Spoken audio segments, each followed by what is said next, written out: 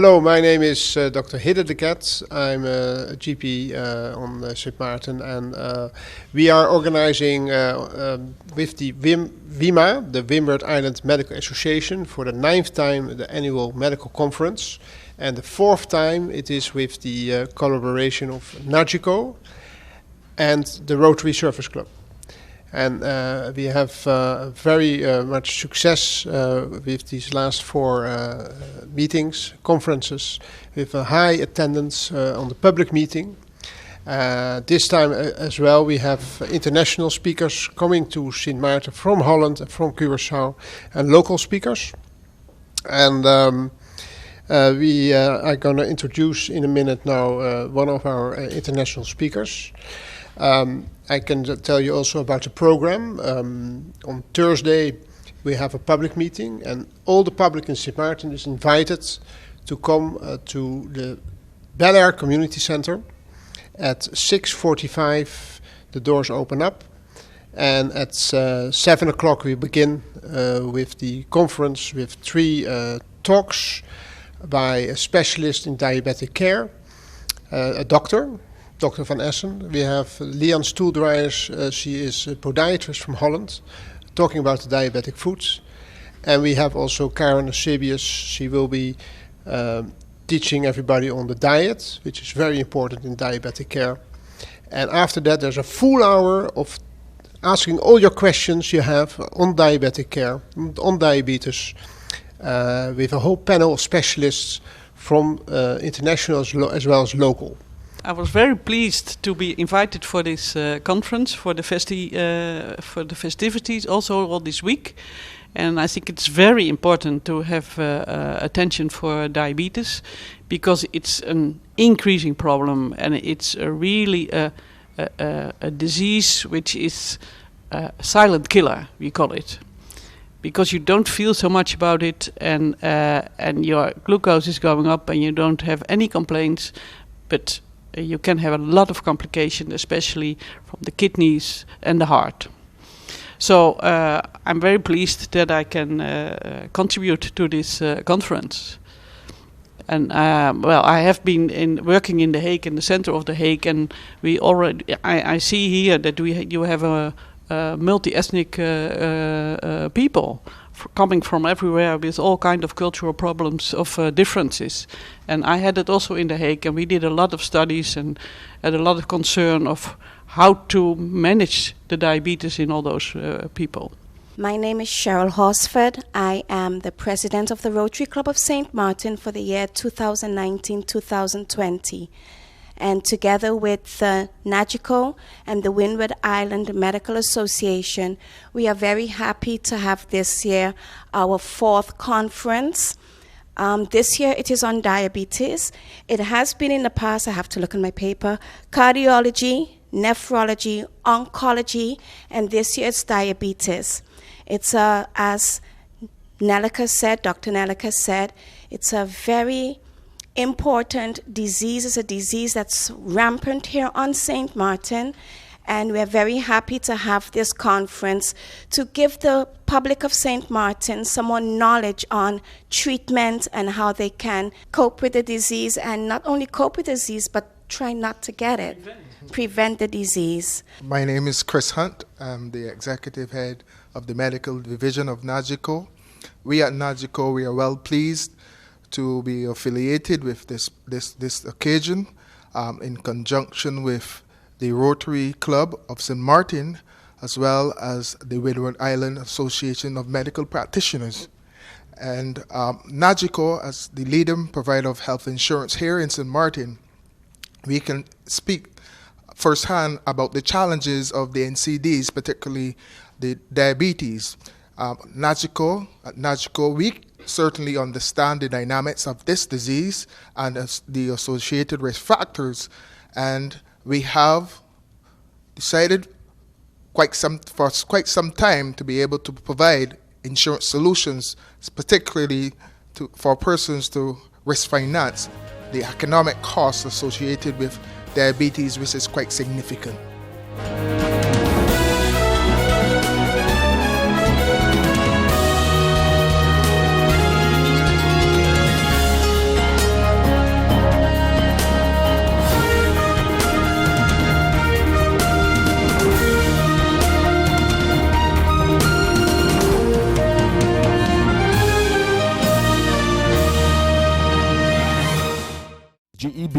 has been faithfully serving the communities of St. Martin, powering your home and our economy. Come rain or shine, our qualified team of professionals are working hard 24 hours a day to provide you and your family with safe, reliable electricity and water. We use the latest technologies and test our products daily to maintain the highest international standards. Our friendly staff is always there to assist you, whether in person, over the phone, or online. We are committed to constantly improving our products and services, making them more efficient, effective, and environmentally friendly to serve you better today and our next generation of clients tomorrow. GEBE, powering a brighter future. Our friend Megawati is here with tips to save you energy. 1. Turn your airco temperature up. 2. Use a ceiling fan instead. 3. Buy energy-saving products. Save some green with NVGEBE. You deserve it. My hallelujah. My hallelujah belongs to you. Sing it, everyone. Sing it. Let me hear you from the bottom of our hearts. My hallelujah belongs to you. Oh, my hallelujah. My hallelujah belongs to you. Oh, my hallelujah. My hallelujah belongs to you. You deserve it. You deserve it. You deserve it. You deserve it. You deserve.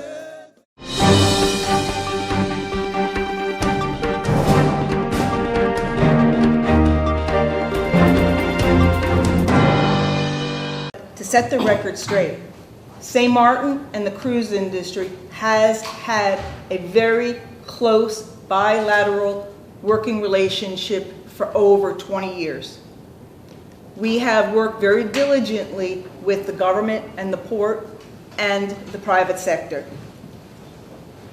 I'm proud to say that we're forecasting that there's going to be 30 million cruise passengers sailing globally.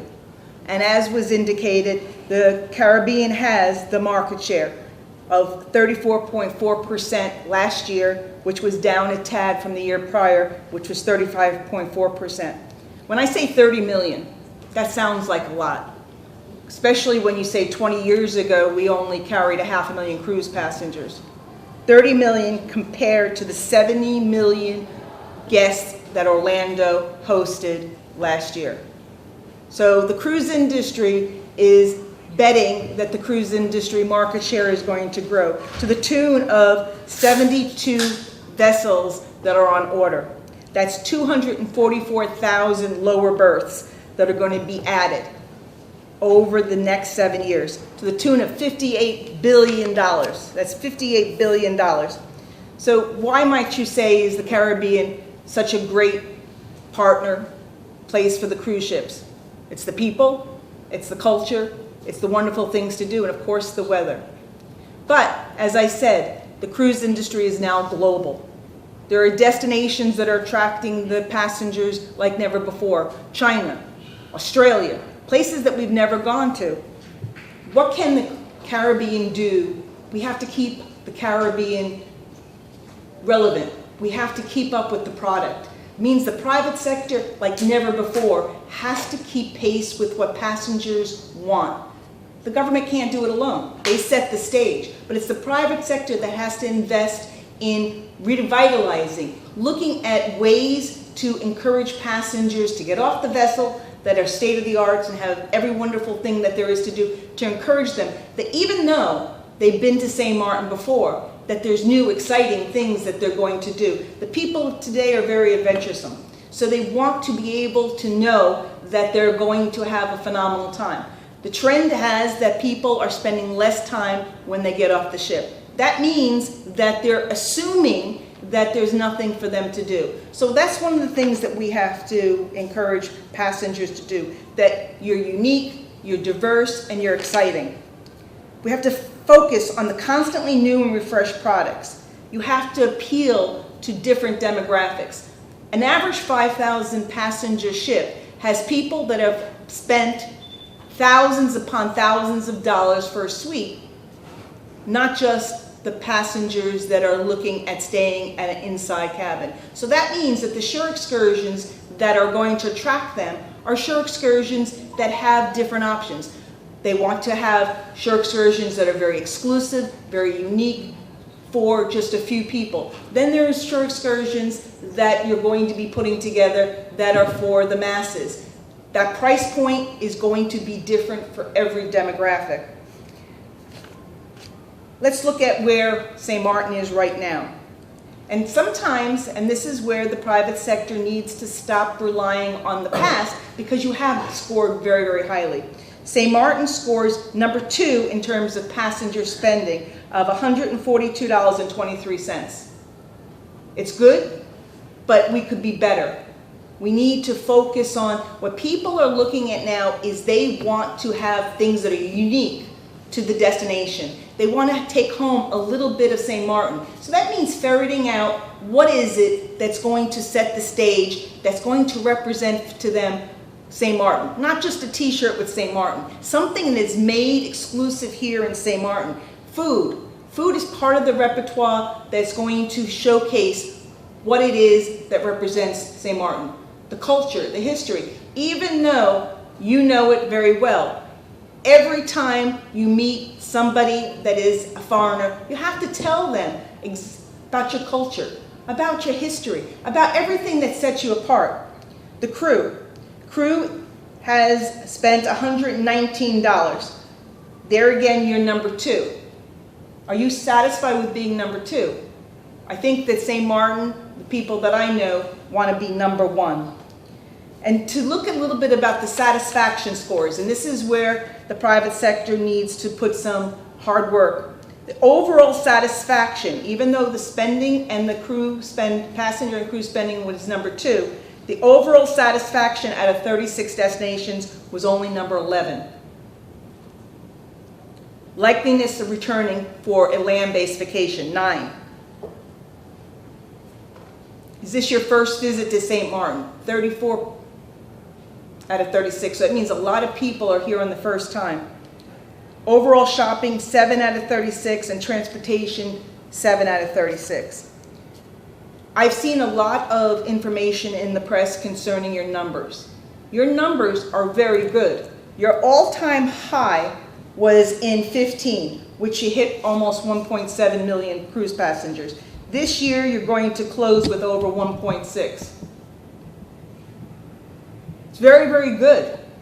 And the numbers could have been a little bit artificially high because in the past, because of hurricanes, and ships go to where they can make the most money and to where people want to go. So if we're all working together, if the private sector is setting the stage for keeping the passengers off the ship and keeping them going to doing exciting, innovative things, not just things that they've done before, but exciting things that they haven't done before.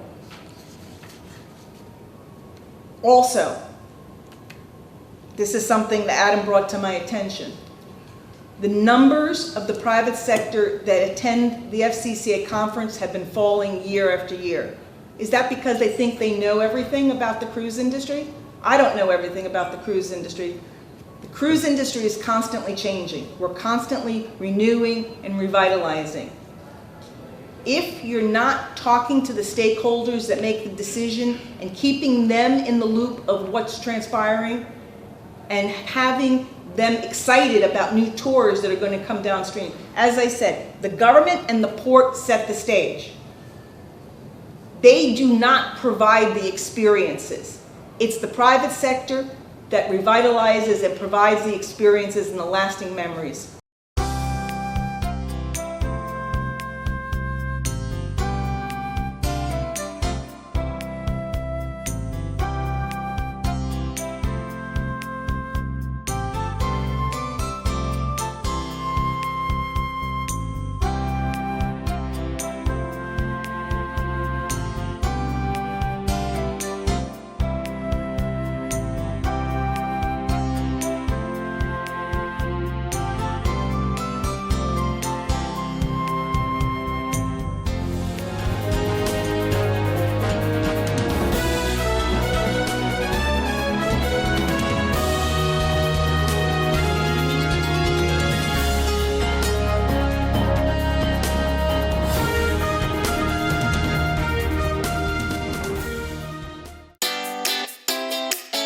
Make use of WIB mobile banking with easy access and direct usage of face recognition,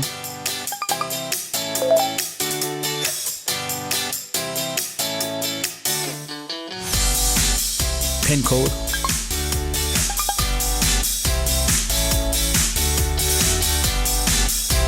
or fingerprint. Download WIB mobile banking app and make your transaction from anywhere at any time. For more information, visit wib-bank.net/quick-login.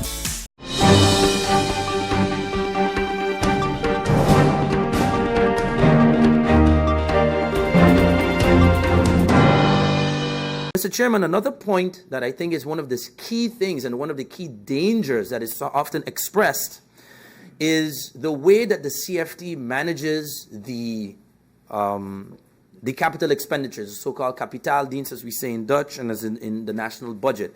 I would like to know, is there a set formula, an objective methodology that is used by the CFT to determine what the capital expenditure of St. Martin should be? I think this is very important, and I've expressed in the past. To build a country, the main tool you have to improve your infrastructure, to improve your government facilities, to attract investors, is your ability to borrow, invest, and then reap the returns for your country.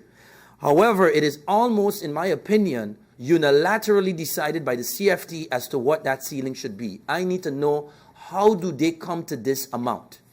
Why do they come to that amount? And how often has what the government submitted to the CFT differed from what the CFT says we should invest? For example, if a minister says, well, I think based on our income, based on our projection, and based on our urgent needs, we need 30 million in capital expenditures. How many times since 10-10-10 has the CFT said, no, we don't agree, you have to invest less? And this is very important for us to note. And I would like to also add, if the Minister of Finance can point out to me some of the following as to whether these were included in previous, draft budgets for capital expenditures, but ultimately told by the CFT to St. Martin that these are not priority projects. One, the Phillipsburg police station. Has that ever been included as a draft to the CFT and they say not important? The prison, have we had capital expenditure allocated for that? And we're told no. Paying police officers and solving their achterstand that they have, has that been allocated in the budget? And the CFT said no, you can't do that. Investing in the hospital and improvements to the hospital, have we ever submitted to the CFT, hey, we have a problem with our hospital, we need to invest in it, so we're putting in it, and the advice comes back from the CFT, no, you can't invest in your hospital, not a priority right now. Schools, I would like to know, how many times have we submitted as a country capital expenditure investments in schools, improving our physical infrastructure as well as the learning structure of our educational facilities, and the CFT said, no, not a priority, you can't do that. Mr. Chairman, I hope that, I think the public and everyone kind of gets my point here, that it is very difficult. It's not just a financial thing, but it's very difficult as a country, and especially as a new country, if you're not giving room to invest. The problems that we have today, and Mr. Chairman, I forgot one of the most important ones, the dump. How many times have we included money for capital expenditures in the dump? And that was told, advised by the CFT, no, don't invest in that. Another one that I know most recently was included in the capital expenditures, and when returned was removed from capital expenditures, improvements in the infrastructure, beautification, and tourism product of Phillipsburg. How many times have we put that to the CFT and we're told, no, leave Phillipsburg how it is, don't invest in it, don't improve it? How many times has this happened, Mr. Chairman?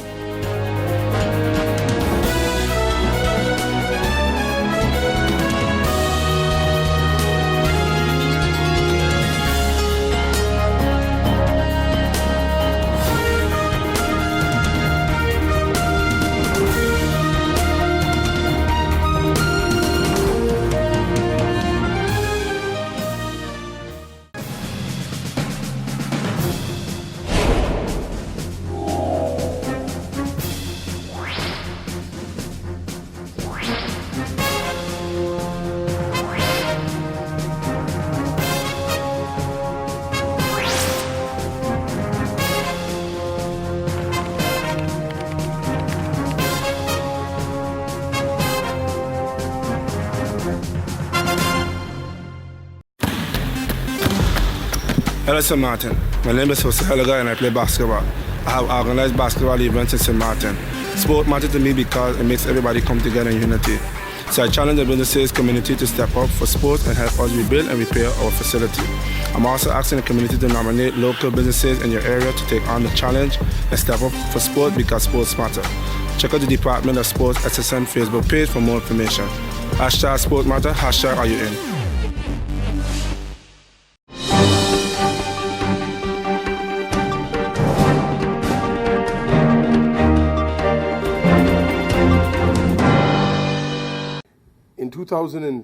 In the year 2000, to be exact, St. Martin had a referendum. And that referendum had 4 points. To remain in the present status, to remain in a structured Netherlands until he's a 5, to become a country within the Kingdom of the Netherlands, or to be an independent country.